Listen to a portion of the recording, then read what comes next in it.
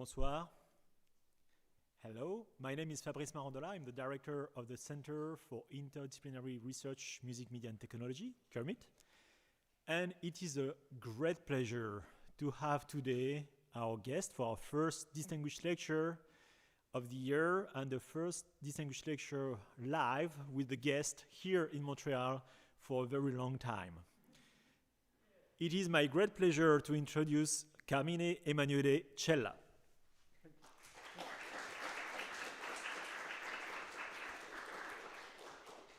Carmine has a double path as a composer and as a mathematician.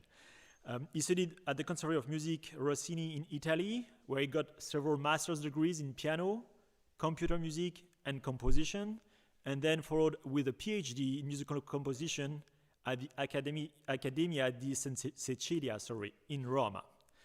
He also studied philosophy and mathematics and got a PhD, as you do, in mathematical logic at the University of Bologna with a thesis entitled On Symbolic Representations of Music.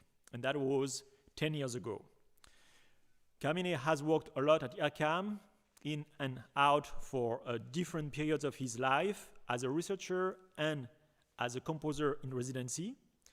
And he conducted research in applied mathematics at the École Normale Supérieure de Paris in France.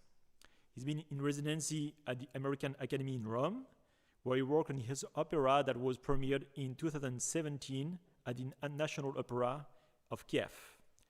Since 2019, Carmine is assistant professor in music and technology at CNMAT, University of California, Berkeley. This distinguished lecture is part of a larger series of events. We have tomorrow a workshop at 2 p.m. in the MMR downstairs here, where Carmine will be able to go a bit more in details about the tricks behind his compositions, I would say. And there will be a demonstration with a six-drum percussion ensemble who is giving a concert on Thursday evening at 7:30 p.m. in the MMR. This concert and the workshop are in collaboration with Le Vivier and with UNIC, which is the European National Institutes for Culture. They put together a series of events, concerts, masterclasses, workshops with European composers and performers and composers from Montreal.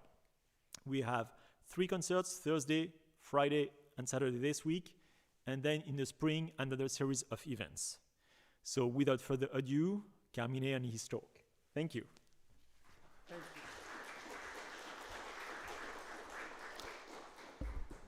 you. Thanks so much, Fabrice. Good afternoon. It is my pleasure to be here today. I'd like to thank you, CIRMMT and Fabrice Marandola and McGill University for inviting me. I'm very honored to be part of this series of events. And I'd like to just give you an overview of my work and the work that we do at CNMAT, the Center for New Music and Other Technologies in Berkeley. As Fabrice mentioned, I have a kind of studies both in music and scientific domains, such as mathematics or applied mathematics. So I'll give you somehow an overview of this type of work. And then I will give you some introduction to the concert that we will have in a few days with the six-drum ensemble. Okay, let me...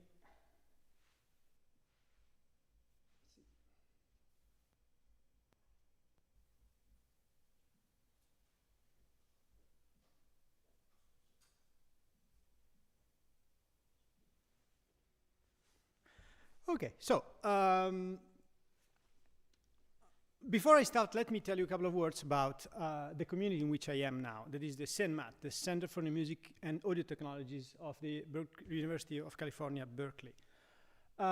This community is pretty rich, has a history of about 30 years, and is made by faculty, staff, researchers, guests, students, alumni, and many other type of people that work in several domains, including psychology, music research, music sciences, psychoacoustics, and computer music in general. So the director of CNMAT is Edmund Campion, Professor Edmund Campion, and I'd like to also mention Jeremy Wagner, that is the technical director, and Jeremy Hunt, they are the kind of the pillars of the place. So this community is very diverse and inclusive. So we care very much these values. And I will somehow give you an overview of the work we do and how this work, how I fit actually inside this kind of community.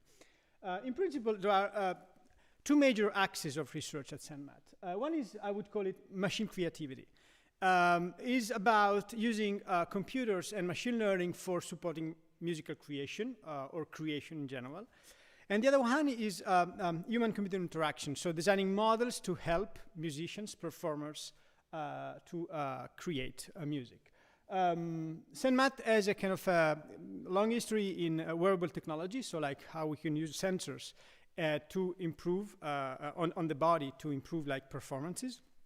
So all this is going on at CNMAT, and this includes work by guest researchers, staff, and students. And so students are usually a rich mix of composers or computer scientists or mathematicians, so it's kind of a very diverse type of students.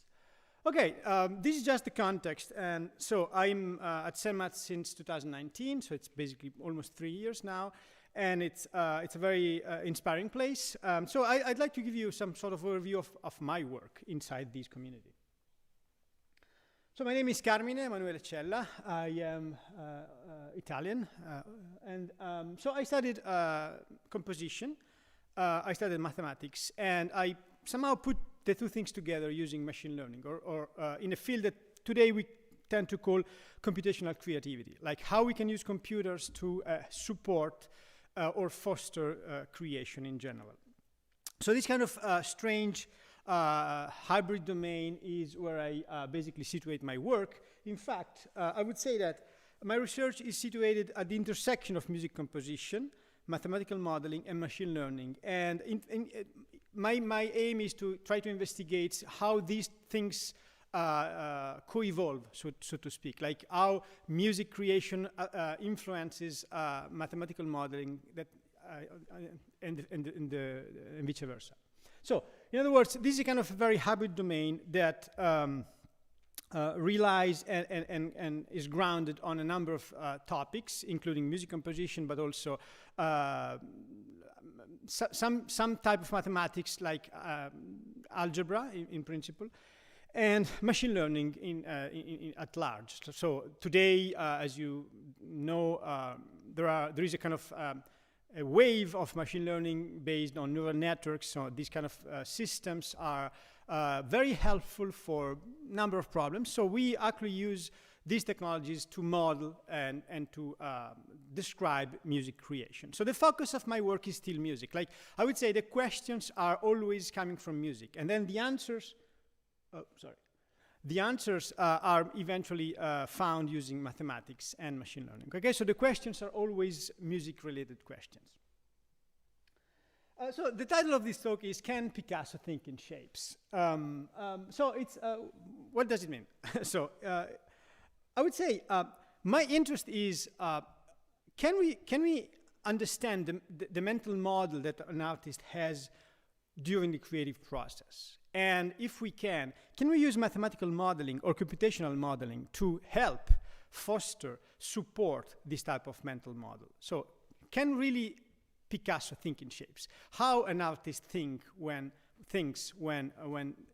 during a creative process? So this was some other question. It's one of the questions that I have in my mind that informs my work. And I guess the title is loosely inspired by this book by Stephen McAdams that works here at McGill. The title is Thinking in Sound. So the question is, maybe composers think in sound? So my question is there a way to model music creation or creative thinking using a specific concept such as sound? I would say this is somehow at the center of my research. So in order to answer these questions, like how artists think in general, and especially composers, because my focus again is pretty much music creation, right? So I would say I want to give you a set of examples to show you where I landed in trying to answer these questions. Okay, so let's start with a simple example. So this is a Bach's fugue in C minor.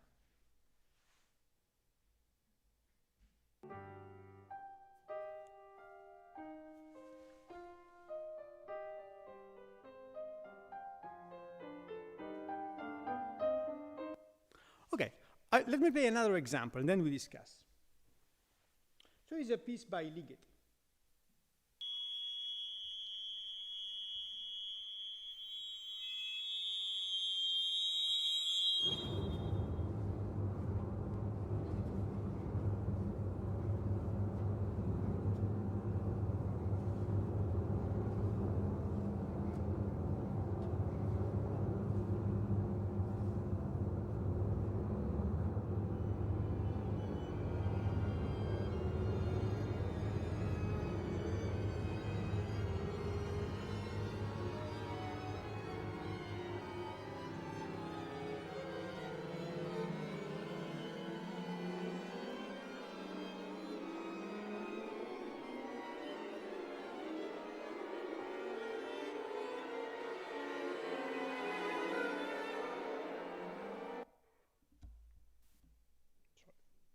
Oh, sorry. Okay, so, well, I think you get the idea. So I consider these two pieces masterpieces, right? So for me, both Bach's fugues and this atmosphere piece for large orchestra by Ligeti are examples of interesting compositions. So let me address two different types of problems that these two pieces actually illustrate. The first one is, I would call it relational complexity. Like in the Bach's piece, we see how music is designed and somehow relies on a specific type of complexity that it entails the relationships between musical objects that we see in the piece. So in this case, so we have the theme of the fugue, and then we have a number of variations of the theme that are actually played at the same time. So you have the dilated version of the subject, so this is the same version, but is twice as long in time. So I would say, let's say it's on a different time scale, right? So it's like twice as long. And then at the same time, you have the inverted version of the subject. So that is kind of the same subject, but where the intervals are actually inverted. So this type of complexity is very difficult to describe using statistical descriptions, like machine learning in general. So in fact, I would say that the language of this type of complexity is a multi-scale language and hierarchical type of language. And usually, other type of descriptions are more fit to this problem. For example, logic descriptions, like when you have complex relationships between things, it's very difficult to characterize them using statistical descriptions or statistical learning. On the other hand, the piece by Ligeti, Atmosphere, illustrates a very different type of complexity. I would call it acoustic complexity. So in that piece, what we usually call melody becomes a stream of sounds, right? So, and then what we call rhythm, we can say it's kind of a density of the piece, and what we call chords is actually a number of textures. So in this case, I would say it's a general version of the same concept that Bach uses in his music. And so these symbolic rules that are like, rules for music writing, like which type of chords you can use or which kind of melodic connections you can make, become perceptual rules. Like we now face a problem that is like the perception of our piece as a sound in itself. So I would say that the second piece is more a sound than the first one. In the first one, there are like the type of attention that we use listening to this piece is focused somehow on like quantities in a way, but on the other hand, in the piece, Ligeti's piece, it's about qualities of the sound that you have. Like, see, it's like a texture that changes over time or something like that, if it makes sense. So I think this is, for me, a key kind of metaphor. I would say that if you think to music as the sea, so we have this type of music with sounds that is above the sea level. So we have a space of symbols like chords, notes, melodies, rhythms, and an algebra of quantities. Like we want to multiply things, we want to project things, we want to find symmetries in a specific space. But at the same time, we have this type of music I would call music within sound. So it's a music that is basically a rough signal, a timbre, and in which I would say we are more focused on the qualities of the sound. So we have an analysis of the qualities of the sound. Clearly, like our perception goes up and down in this kind of connection, and we need both levels, right? So we need this kind of surface level of the texture, and then if we go into detail, we see the connection and the relationships that we have in musical elements. So if we actually zoom in the Ligetis piece, we will see that actually there are many melodic and thematic elements that are roughly like the subject in Bach's fugue, but they are on a very different scale. Like they are massive. There are so many that we actually not focus anymore. We don't focus anymore on the single entity, but we focus on the full kind of picture, so to speak. So I would say this is somehow the seascape, sorry for the pun, of my work. Like I wanted to try to see if mathematics and machine learning in general can be used to make a connection between these two levels, like the levels of symbols and the level of sound or signals. So basically, this is my question: which type of connection we can make between the symbolic space of sounds or timbre and the symbolic space of scores, like chords, rhythms, and the signal space of timbre? I think this is an important question for a number of communities, right? So we can think about, the computer music community, like the people behind ICMC, for example, or the music information retrieval community, the people behind ISMIR and many other conferences. So in other words, this connection, like going between sounds and symbols, is very rich and informs a lot of research that can be either scientific research or music research, or a mix of the two, like hybrid type of research. So, in other words, this is somehow the center of my investigation. From the very beginning, I would say. I was always interested, I've always been interested in this type of connections. And so, there is a concept that kind of I use to connect these two levels. And this is the concept of representation. So, let me give you an example of this idea. When I say representation, I mean the mathematical interpretation of this word. I will give you more later on. We have a number of levels of music information. One is the signal, right? So the sound that you perceive, like we play a piece or we go to a concert and we have this kind of acoustic or physical phenomenon that is the sound itself, like waves, right? So listeners are exposed to this type of level. But indeed, if it's a musical piece, maybe someone played the piece, and so there is a score at some point that is used by performers to generate the signal, right? So the score is more abstract in a way, like it encodes the same information in a more abstract way. But the same, probably the score is also, has been created by someone, like a composer, that has maybe musical ideas that are informing this score, so it's even a more abstract level of music information. So in other words, there is kind of, let's say, a level of ideas, and then the composers translate these ideas into scores, and then the musicians or the performers translate these ideas into signals that are finally perceived as acoustic phenomena. So let me give you a few properties of each one of these levels, right? So first, the speed of the level. They are not at the same speed, so they are not at the same time scale. Signals are fast, so we talk about like megahertz, kilohertz, or hertz. So few times per second. Maybe, 440 hertz means 440 times per second, so it's quite fast. But if you think about a score, you usually have, 8 notes per second, 10 notes per second, so it's, in a way, it's slower than signals. And in a very abstract sense, we can even say that ideas are even static or stationary. Like I think about this musical idea, and then I think about another musical idea, and then I make a transition between the two, but themselves are atomic somehow, are not evolving in a way. So this is very personal, so it's nothing like scientific. But in a sense, I feel that music is described by multiple time scales at the same time. That's the kind of the idea I always had in my mind. So there is another kind of mathematical perspective on this problem. That is the dimensionality of the problem. like signals are known to be high dimensional. So it means that we have a number of coordinates in a kind of a space or possible vector space or feature space.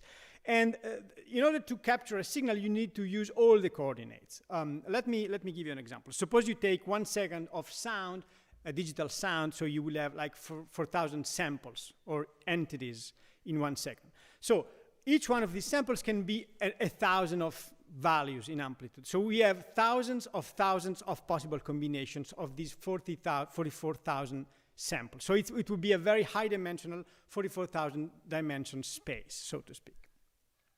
At the same time, when we go to the score level, we have maybe a smaller dimensionality. Like we have the dimensionality of pitches, pitch classes, for example, like Z12. Like we have 12 notes. So we can have symmetries in Z12 or in 12 notes. That is it's very complicated, but way easier than symmetries in a very high dimensional space, such as the signal space. And then I would say that when we go to the level of ideas, for what that means, we even have an even lower dimensionality. Like we have a single dimension per idea. Like this idea is a single atom for me, creatively speaking, and then I transform that into another one, and so they are kind of independent. So speed, dimensionality. And then finally, the level of transformations that we can apply on these three representation of the music information.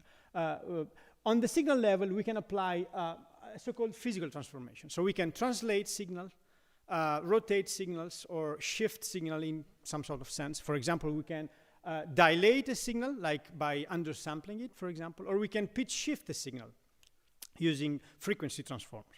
Or we can take an image and rotate the image or stretch the image. So these are kind of physical type of transformations. There is a group behind that is the group of transformation that we can describe. It's a finite group that we can actually model mathematically. On the score level, there is a different type of transformations, but we still work on known variables. In this case, for example, pitch. So we have symmetries in Z12.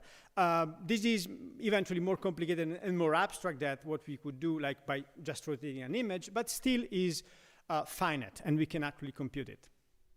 Unfortunately, I have no idea what means ideas, so I don't even know which type of transformations we can apply. And as a composer, when I think about some piece, so if you will come to the concert on next Thursday, so there will be, so there are a few pieces, and each piece has different ideas, and I somehow transition from one idea to the other, but I have no idea, sorry, how I did that. So I don't know which type of transformations or on which level I operate in order to create this music. So this is kind of a question for me. How can we model, which is the mental image I have when I compose something? Can we translate or relate this image to other levels that we can actually then model in a computational or mathematical sense? Does it make sense?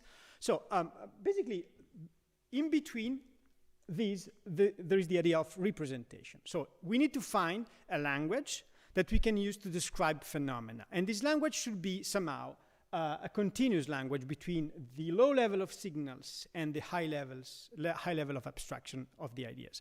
So is that possible? Is that a thing? Can we define a mathematical representation that can scale up in abstraction from signals to ideas? Is that a thing? I don't know. That's a question I have, right? So this is kind of a way to frame my problem in terms of representations. Representations mathematically are very rich and relate to, in a very nice way, to learning, machine learning. I will tell a couple of words about that later.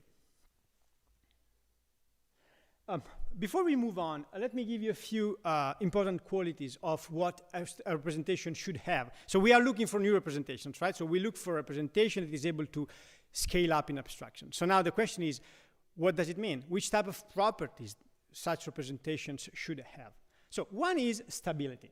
It means that if we alter the signals on the signal level, then the representation should be altered in a proportional way. Like if we have a small alteration, we will have a small alteration in the representation level. Let me give you a simple example. So when we have an audio signal, like a simple waveform, right? So by shifting the waveform just one sample, the representation changes completely. So if we take the difference sample by sample of two same signals just shifted by one sample, you will actually end up with a very high difference. And it's not, doesn't make sense. For us, perceptually, they are basically, of course, they are the same signal, right? So there are many other examples. So in fact, we would like to have something that is stable to transformations. So that means if we have a small transformation, we should have a small coefficient that changes somewhere in the representation, not a big change, right? Then invariance is another important property. Actually, this is really related to the talk that we are giving today, the idea of invariant models that we have in our minds when we create. Let me give you an example. So suppose you want to design an algorithm for face recognition. So you would be invariant to rotation, for example. So you want the algorithm to be able to say, this is the same face even if I rotate my face. Okay, so invariance is it's a feature for which the system or the algorithm or the representation actually is not sensible, so to speak, to some specific actions. For sound, invariance to time translation is a good feature, right? So we want to say this is the same sound even if it happens 2 seconds later. It's still the same sound.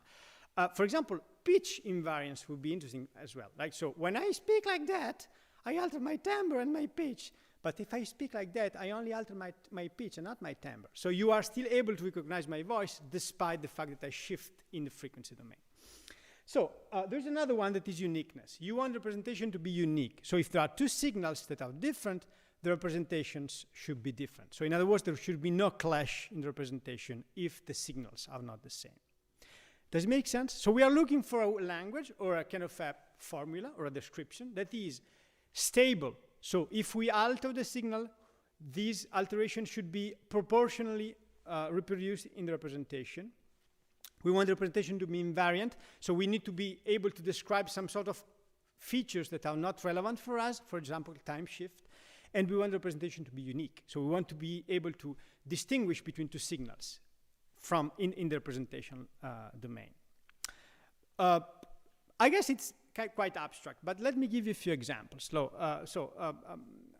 When we have sounds and we compute the frequency transform or the Fourier transform of a sound, well, we actually apply some sort of properties, right? So we know that, for example, the frequency transform is invariant to time shift up to a scale. In other words, if you compute the frequency transform of a signal and then you shift the signal within the support of the frequency transform, the transform doesn't change. So it's actually not sensible to the shift in time. At the same time, it's not stable, because if you shift the signal by just a small fraction, like few cents, for example, take a clarinet tone or note, and then you upshift by few cents, and then you take the FFT or the Fourier transform, like the upper partials will be in a very different positions than the upper partials of the original sound. So in other words, the representation changed a lot, but in fact the sound didn't really change a lot, just few cents. So for us, it's somehow easy to say they are the same sound, right? And uniqueness. The Fourier transform is indeed unique. So like if two sounds are different, the two transforms should be different. So the question is, do we have a transformation or representation, sorry, that is actually having these three features at the same time? That is a question.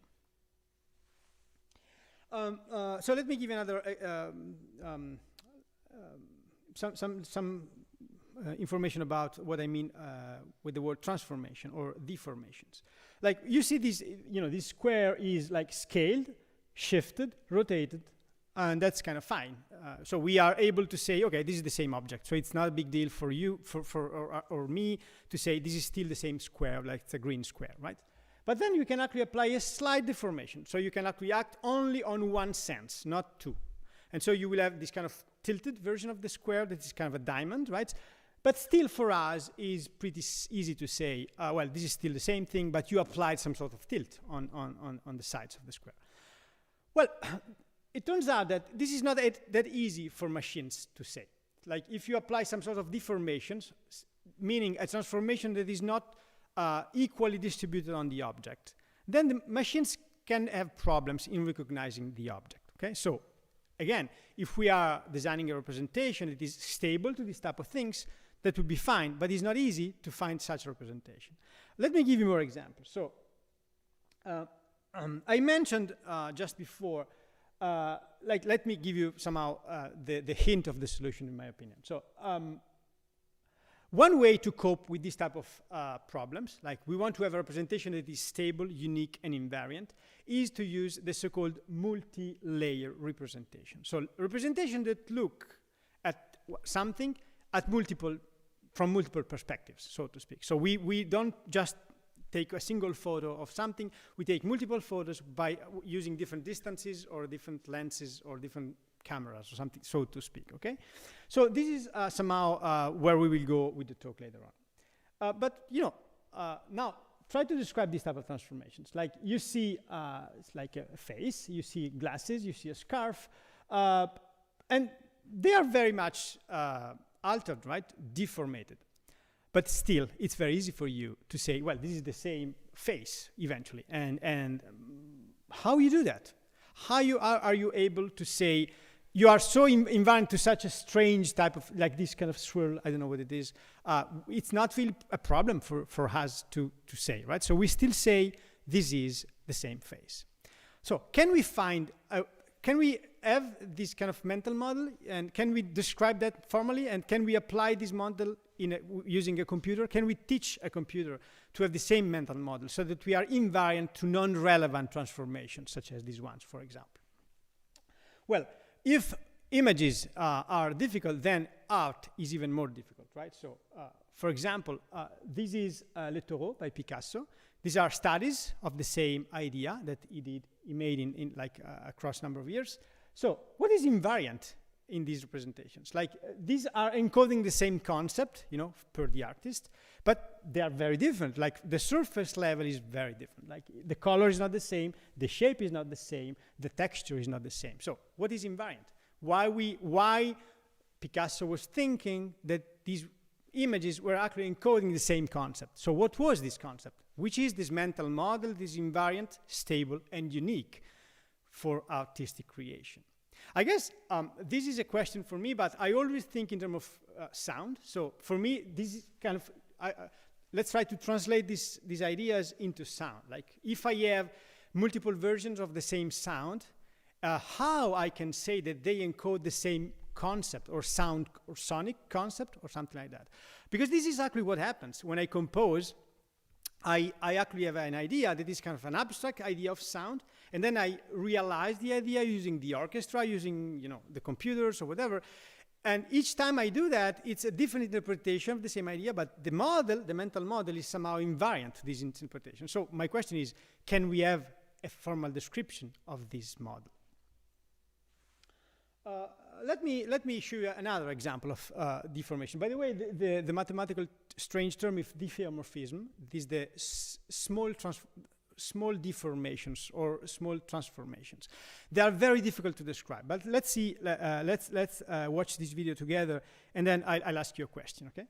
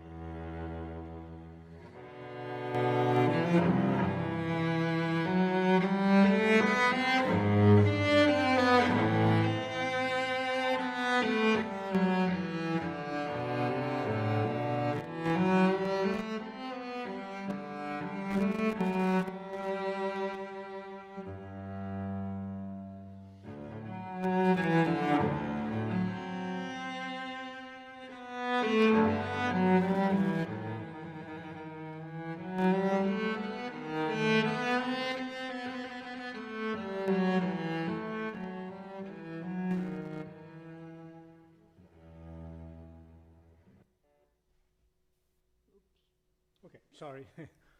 Okay, so I guess you get the idea. So despite the wide variety of transformations that we have seen in these kind of portraits, I guess it was not so difficult for us to still recognize the position of the eyes or the nose, for example, right? So we were actually abstracting the idea of a kind of female portrait and applying these to very different kind of interpretations of this concept, especially towards the end of the video, right? So where these kind of abstract paintings or representation of the same concept. So the question is, how we do that? How do we do that? How do we construct such an abstract model that is so flexible and so rich that we can actually represent such a big variety of the same concept, so to speak, okay? So this is somehow the question I would like to discuss today. And I will give you 3 examples of my work that relate to this question. These 3 examples will be each project will be made by a part of kind of scientific research and artistic creation. So I will show you the sound types. That is something that I developed in 2011, roughly. And then I used for a piece for orchestra and electronics. And then I will show you this idea of computer-assisted orchestration. That is how we use computers to help composers orchestrate. And I will play a small piece that demonstrates that. And then finally, so augmented orchestration, and then we'll have augmented instruments. So not only the orchestration, but also the instruments. Can we design new ways to interact with physical instruments in order to make, this type of music even more, interesting? And then this last bit of the talk will relate to the concert that we will have on Thursday here at CIRMMT. Okay, so I don't want to be too long, so I will give you a quick overview, and in case you want more information, feel free please to reach out, and I'll be happy to give you more information. So the sound types. The sound types is a simple idea. I wanted to find a representation that has multiple abstraction levels, so that we could use for representing both signals, scores, and something that is even more abstract than scores. So there are 2 kind of mathematical concepts that are used in this representation. That is the idea of equivalence classes that are meant and used to represent timbre, and then probabilities that are used to represent the temporal evolution or the temporal behavior of timbre in time. In other words, we have a kind of a static description of sound. So we have a space of timbres, and we say these 2 timbres are the same, so they are equivalent, or these 2 timbres are very far. And then we model how the timbres evolve in time using probabilities. This was the idea behind this representation. And yeah, so basically, the only thing that I'd like you to remember about this representation is the fact that it was a multi-layer, multi-scale representation. So this goes, you remember I just said before that for me, probably the key idea to solve or to tackle the problem of multi-scale representation is using multi-scale or multi-layer representation. So this sound types was made by a sequence of steps. Each step would build on the previous one. So in fact, it would construct new representations of previous representation in a kind of hierarchical and scale and on different time scales, if it makes sense. So it's just, not important today, but just wanted to give you this feeling of multi-scale, multi-layer architecture. This is, by the way, very common today. Like today in machine learning, this is a key factor. Each architecture we see is basically trying to handle the problem of multi-scale and multi-layer representations. This tool was able to make pictures, kind of funny pictures. And so you see the same sound at different levels of abstraction. So this is kind of a level 2, and then we say the same thing. We see the same thing at level 5. So in other words, this is not really important, but it just illustrates the fact that we have still multiple perspectives on the same phenomenon. So that's the point. And each perspective focuses on a different problem or a different feature of the same phenomenon, multi-scale, multi-layer representation. So the project I was referring to before is this piece for large orchestra and electronics called Reflet de l'Ombre that has been created in Paris, like in 2013, and it was actually the combination of a long period of work for me and put together somehow the work I did in my kind of scientific PhD with the work I did as a composer. So there was the kind of the very first official meeting between these two kind of lives that I had and I still have at this time. And so this piece was created in Paris after a quite intense production that took several months. And basically, this is an example of what I would call composing within sound. So in this piece, there are no melodies, no rhythms, no chords in a proper sense, but it's more close to, the legatus piece that we just played before. So in fact, this is an example of my kind of compositional, kind of meta-compositional phase in which I would draw the timbre of the piece. And the colors would mean something, the symbols would mean something, and the gestures that I would design would mean something. And then what you see on the other side is actually the real, actual implementation of the same idea. So in other words, this can be the ideas level, and this is the score level of this piece. So each page of the piece has some sort of similar representation. So I have a bunch of drawings that are representing the piece. Funny enough, I had to automate the connection between the idea and the real page. And I designed a number of tools that I will not demonstrate today, that we call computer-assisted composition tools, meant to help me in actually realizing the final version of the piece. So for example, I would design I would make a kind of a contour type of drawing of the page, and then this would relate to something in time, and then I would associate specific pitches or specific sequences of pitches depending on other features, and so on. So in other words, my world is always made by these two type of components. I need somehow for composing this type of mathematical modeling behind. It doesn't mean anything, musically speaking. I'm not saying that you will hear that in the piece or anything like that. So in fact, on the other, quite the opposite. I would usually like when the public does not know what happens in a specific piece, just experience the piece as an aesthetic phenomenon. Is nothing related to technology or technique, so to speak. I will discuss that later when I will present the piece that we'll play in 3 days. Okay, a second part of my work is so-called computer-assisted orchestration. So you start seeing now this expression, computer-assisted. So it means that we use computers to assist an artist that can be either a performer or a composer or a sound designer to create something. So this technology that involves machine learning at large is not meant to be creative, is meant to help creative people. That's a kind of an important distinction for me. I would never say that the tools I develop are creative by any means, okay? So computer-assisted orchestration can be thought of as the process of reconstructing a real sound by using the sounds of an orchestra. So in other words, suppose you have a target sound like a bell. You want to find the combinations of orchestral instruments like the notes, the dynamics, the instruments, the playing style, so that if you play these things together, they are perceptually close, again, this idea of equivalence classes in timbre, perceptually close to the target sound, to the target sample. Can we have an orchestra playing like a bell? Can we have an orchestra playing like a voice, for example? It was an important question behind a piece by Jonathan Harvey, the English composer. The piece is called Speakings for Large Orchestra. In Speakings, Jonathan Harvey used an older version of this software that I'm about to show you to make the orchestra speak. So this is a very old project. So I would say that is somehow related to spectral music or spectralism. The idea that we have a sound and we want to find a kind of an instrumental equivalent of this sound using real instruments.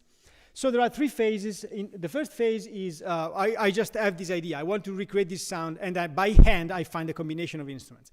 And then there is the second phase that is the so-called static phase, in which we have a tool now that is able to kind of find an orchestral chord of a sound. So the sound is static. It doesn't change in time. And then finally, the third phase, that is the one I will demonstrate today, is the dynamic phase. So we have a tool now that is now able to follow a sound that evolves in time. The process is quite complicated. It's a combinatorial optimization process under constraints. What it means. So it means that you have like a number of inputs, like the symbolic constraints, which orchestra you want to use, which instruments you want to use, which playing styles you want to use. Can you allow flute and violin together? Can you use cello and trombone together or not? This type of symbolic rules that a composer would determine. And then the target sound, and then the sound you want to copy, like the bell, for example. And then a database of sounds. So we are now approaching this idea of using data sets, like data science. So we learn from data and we derive some parameters for acoustic composition. In other words, there is a process, a search process made by a number of stages, and this process generates a score. So in other words, you input a sound, you give the conditions, and you get a score. Again, it's not a creative tool. It's a tool for helping composers. Orchidea is the latest version of this tool, orchestration idea, is somehow a variation of this process. Is quite more complicated, but in the end, you have the same type of components. So you have a search phase, and then we have something new that is the temporal continuation. So Orchidea is able to now connect things in time. So when there are new interesting points of your sound, we have a new orchestration, and we have an overall kind of voicing of the orchestration, so that this kind of idea of dovetailing the orchestra, so to speak. I will go quickly through a series of slides, not important, but in principle. So the workflow is that we have a dynamic sound, we cut the sound into slices, we optimize each one of the slices, and then we connect them as points in a graph, so to speak. The basic optimization technique that is used in Orchidea is so-called the evolutionary optimization. So it's a kind of nature-based technique in which we have, this is necessary because it's impossible to compute all the possible combinations of a large data set of things. So we need to navigate this combinatorial space in a kind of a smart way using heuristics. And one of them is the evolutionary optimization. So in other words, we have a number of random solutions. We generate offspring of the solutions by mixing elements of a solution, and then we alter the solution by altering some of the instruments, and then we apply some sort of sparsity criteria so the solution becomes less dense than the previous solution. So this is iterated a number of times, like thousands of times, and at the end we have the best possible solutions of a combinatorial problem, if it makes sense. Again, this talk is not technical, so if you are interested, I'll be happy to give you information later on. Just the single formula of the talk, I promise. And I just wanted to show you that because the very difficult thing in such a process is to decide when two things are perceptually equivalent. It's very difficult. I don't even know when two sounds can be defined as being the same, perceptually speaking. So the idea of this cost function, this is the kind of the basic component of the cost function during the optimization, is that we have two factors that are competing. One is I want to cover the target sound, but I don't want to overshoot the target sound. It's kind of, undershoot, overshoot kind of fight, so to speak. And this turns out to be a good way to describe two sounds in a feature space. So in fact, I'm pretty happy with the solutions that Orchidea provides. So when you have a sound and you have the orchestration of a sound, you actually have something that is pretty close, perceptually speaking. Well, this dovetail effect that I was mentioning before is the result of the continuation process in which we have a sort of heuristic that is now horizontal across time. And so the optimization of the new segment keeps an eye, so to speak, to previous segments. So we still continue the orchestration and we have a voicing.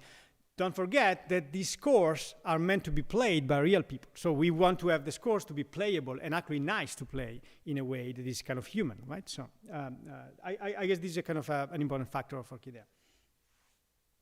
Orchidea is deployed in a bunch of ways. One is a Max package, so you can download it and install, and then you have a bunch of tutorials and modules, and you can see how to start using and designing your own workflow, orchestration workflow. But there's also a standalone version, so you actually just download the thing and you drop the file and you get the orchestration, kind of. And then you can actually copy paste and edit. And then, of course, finally, you need to export these solutions to some kind of Finale or Sibelius so that you compose with them. Don't forget that he's not composing for you, he's helping you composing. Okay, so it's that kind of an important distinction. I will show you, in fact, why. Now, actually. So I want to present a small piece of mine. There is Stade d'Ombre, Stade de Lumière. This is a piece that I composed in 2017 and has been premiered in 2018, in which I used Orchidea, so this version for the first time. So it's a version of the dynamic orchestration algorithm. So I have a number of sections in the piece. Each section is associated to a specific target sound that is dynamic. And you see that this drawing that I actually use to do before the compositional phase is associated to real sounds. So these are real spectra, okay? But these are generated after the orchestration. So this is the recording of the piece, and so you see that there is kind of a similarity between the abstract mental image, again, and the physical signal. So these are actually connecting these two, like the bottom and the top ends of this idea of representation, okay? Let me play a short example of this piece. So I will play a target sound that is a bell, in this case, used for the first section of the piece. Then I will play this, one of the possible solutions that are generated by Orchidea, and then I will play the real thing, like the piece as it has been played. So you will see that there's a very big distance between the solutions and my usage of the solution. So the composition happens and builds on the solutions. It's not made by the solution themselves. Okay, let me play quickly this sound. Okay, before, let me play the target sound. That's a bell. Now, Orchidea can generate a number of solutions, for example. Is that perceptually equivalent? Well, for me it was at the time. Like I decided to use a specific number of instruments, a specific set of playing styles, but at least the pitches are somehow close. Now, let's see what happens and what is the piece.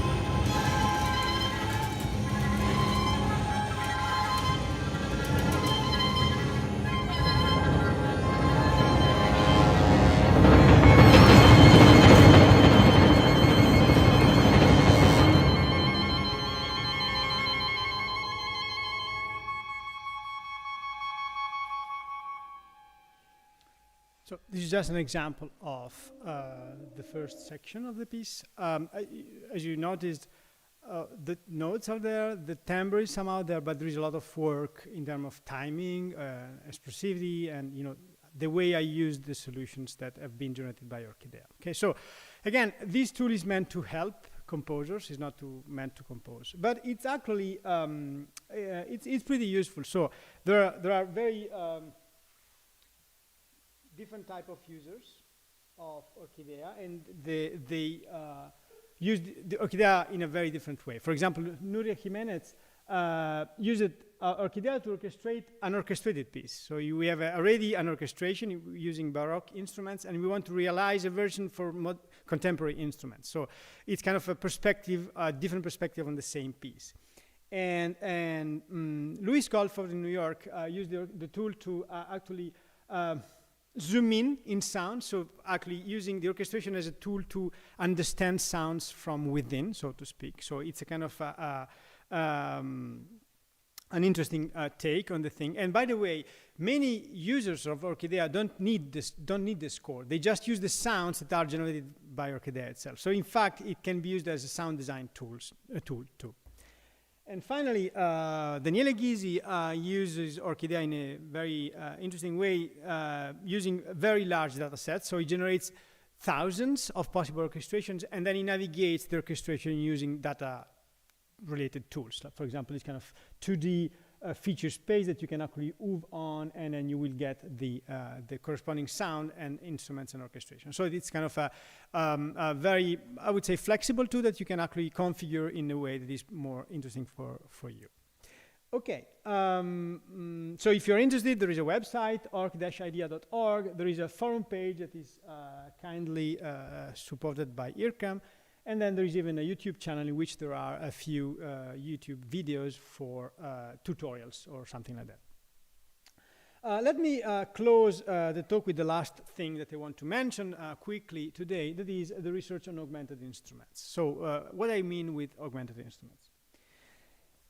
So we have a way to reproduce sound digitally today, like with the so-called synthesis, right? So we can either sum partials or sinusoids, or we can use samples and reproduce samples. But a specific way of reconstructing sounds, the so-called physical modeling, is somehow interested in copying the physical system that generates the sound, not the sound itself. So there is a lot of research to create models for accurate reconstruction of sounds, like the physical piano, the physical strings or violin or whatever. So there's a lot of research. Julius Smith was one of the inventors of this synthesis. By the way, was one of speaker of the CIRMMT Distinguished Lectures, by the way. But so the idea behind the work I did was actually to give a twist to this type of synthesis, to make something that is, I would call, physically inspired, not physical. So I don't really mean to copy a sound given a specific sound system, but to invent something that is possible or plausible. So it's a sound that could be a real sound, but is not, actually. Okay, so that's the take on the whole foundation of the technological foundation of the project.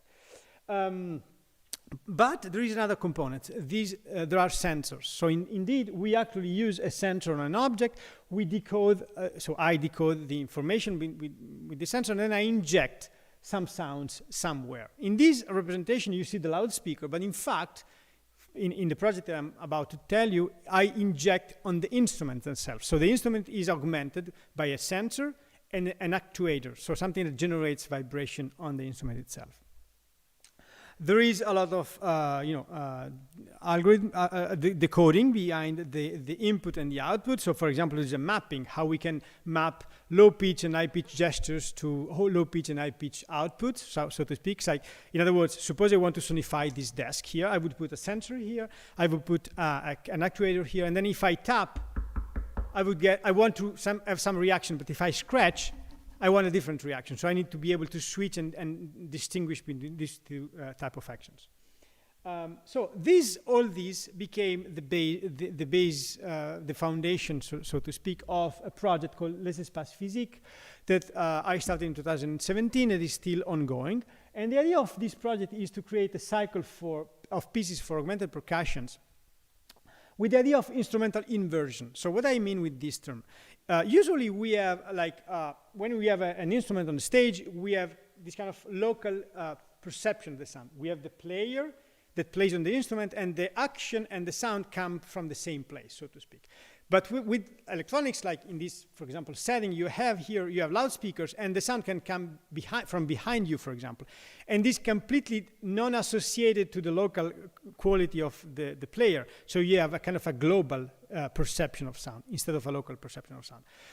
Well, when we use these two things together, it can be problematic, right? So we have, at some point, we amplify the instruments and we project the instruments on the loudspeakers. So we even detach even more the action of the player from, so the source from the sound. So my idea was to go the other way around. So can we actually project the electronics inside the instrument and then put the instruments around the audience? So inverting this kind of paradigm. The idea was maybe we can actually keep the locality properties of a physical instrument, but we also keep the kind of immersivity or global properties of electronics, so to speak. So this was somehow the idea behind the piece. The piece is currently made by, the cycle is currently made by 3 pieces. So the first one was Inside Out. That's the first idea of the piece, right? And it's been played in Paris by Les Percussions de Strasbourg.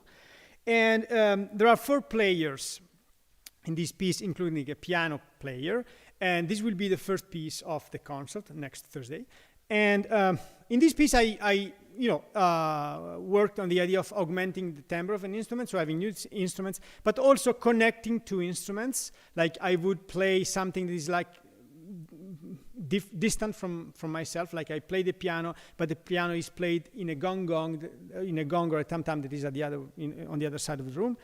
But it was not until the second piece. Let me tell you a couple of things about this piece. In order to make this piece possible, we designed a tool called Koalas. That was an embedded device that would actually do the analysis and the synthesis. So we would have a sensor and an actuator, and in between there would be the Koalas. For the concert we will have tomorrow, Thursday, we replace the Koalas with computers. So we actually generalized somehow the system. I don't think I have time to go, but let me give you a quick example of the work we did for Inside Out, and then I'll move on quickly toward the end.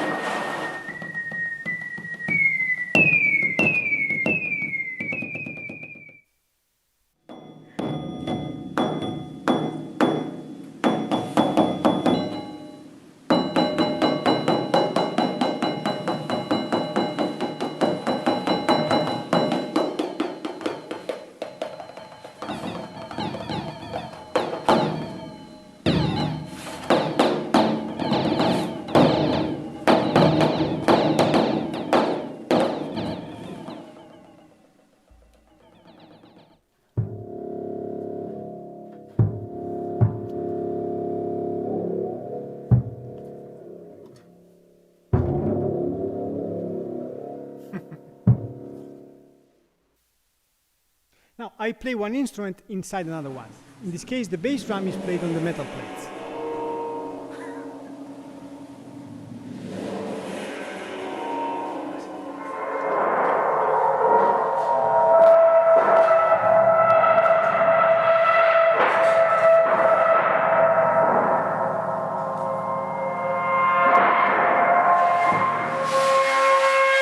And in fact, you can have physical feedback between 2 instruments.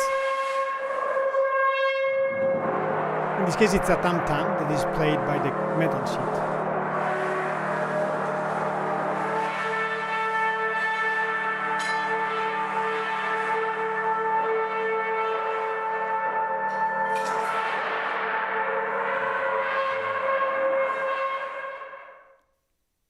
And finally, we can control the feedback in a kind of a musical way and tune it, making chords. In this case, we see the bass drum played inside the tam-tam.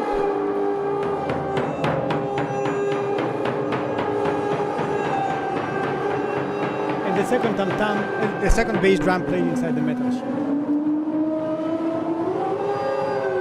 You see that you can control the pitch by changing the pressure on the instrument.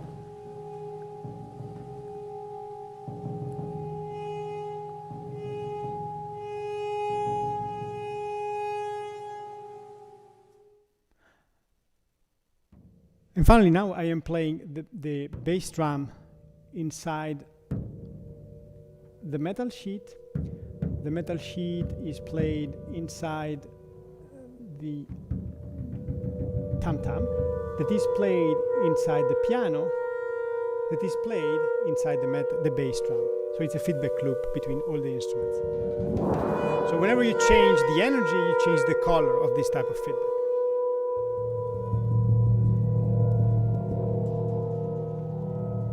Okay. Let me wrap up. So the second piece was Core for 6 musicians in a very large space. It was premiered at the hangar, Milano Bicocca, so it's a very large space. There were like 30 meters between the players. So you would need to learn actually that your gesture would have like a delay of few seconds before you see the action of what you do in other people's instruments. And so this is the piece will be also played on Thursday by Sixstrom this time, and this is the last piece of the concert. And finally, there is a third piece that is now a new creation that will be played as well on Thursday. It is called Dendrum. That is actually for 2 percussionists. But in this case, I wanted to go low tech. And so I only use guitar pedals to do the augmentation. So actually, the bass drum and the timpano are connected using guitar pedals. But they are still in a feedback loop. So you will see similar effects, but with a very low tech technology, so to speak. So the concert is Thursday, so in 4 days. And the piece is dedicated to Fabrice Marandola and the Sixstrom Ensemble. And in fact, the idea of Inside Out is continuing in the cycle. So you have the first piece with players around the audience, but just 4 at the corners. And then the second piece, Dendrum, would be at the center of the stage. And finally, the last piece, 6, will be on all the sides of the venue.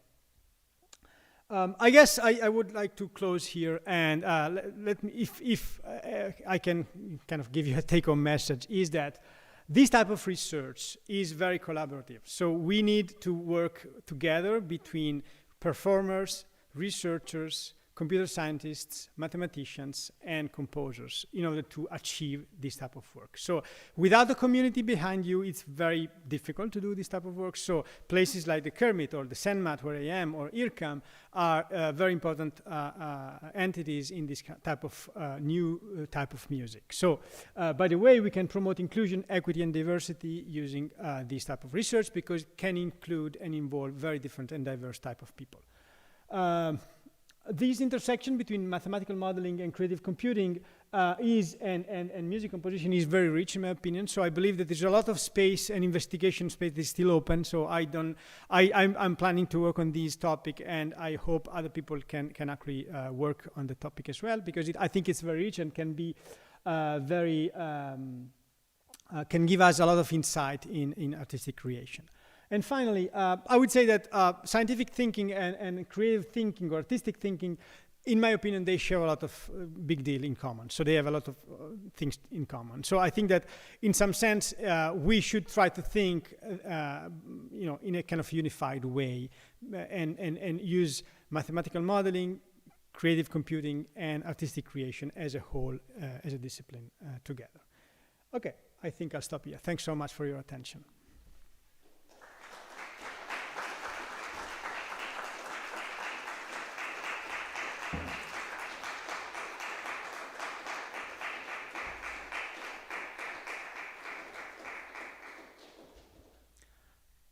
Okay, are there any questions?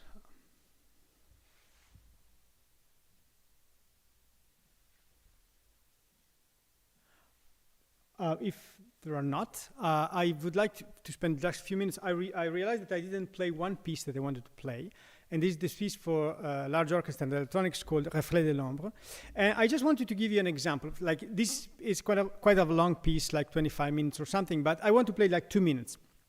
And I will show you how the sound types, this kind of multi-layer representation, can be used to learn the sound types. So I will use the orchestra as an input to the system, and the system will actually react. So what you see here in the first half is orchestral gesture or type of musical figure, and then this second section is the reaction of the electronics.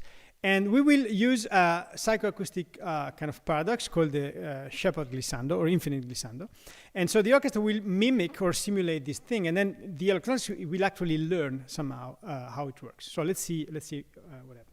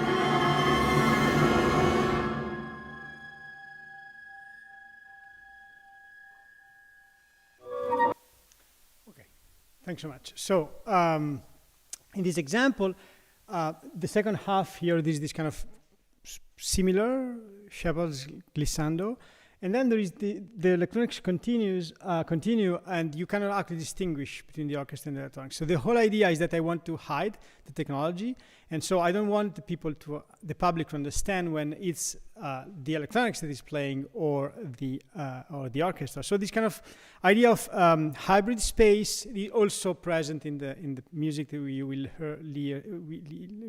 listen next Thursday, in which the technology is even embedded inside the instrument. So there's no distinction anymore between the two things, and these sounds are actually continuously changing between the two words, so to speak. Thank you.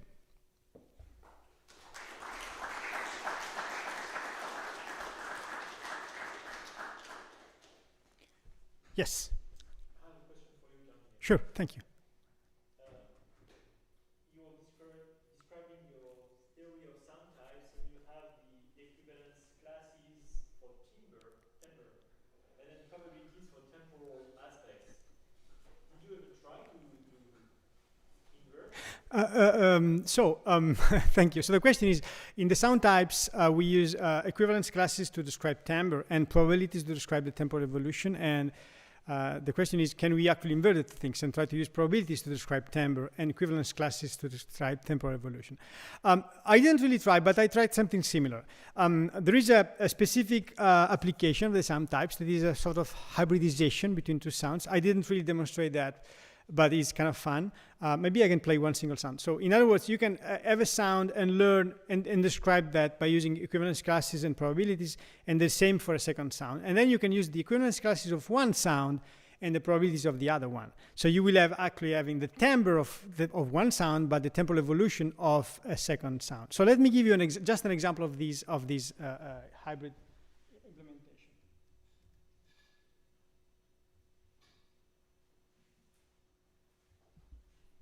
So we have John Cage speaking, the Beach Boys singing, and then the Beach Boys speaking with John Cage, or something like that. Let's see what happens. The lecture. Sorry.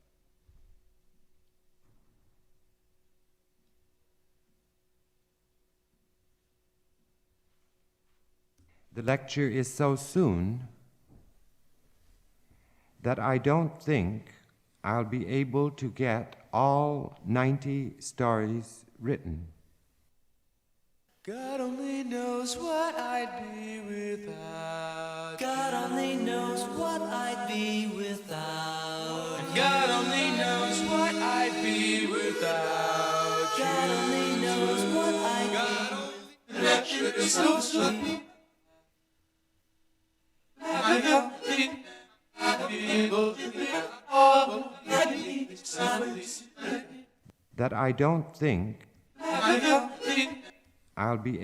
get all 90 stories written. Okay. So I don't know, this is kind of a different application of the thing. So this specific technology has been used by composer Mauro Lanza in one of his pieces, and in which I think he mixed voices and puppets or something like that. So it's kind of an interesting application.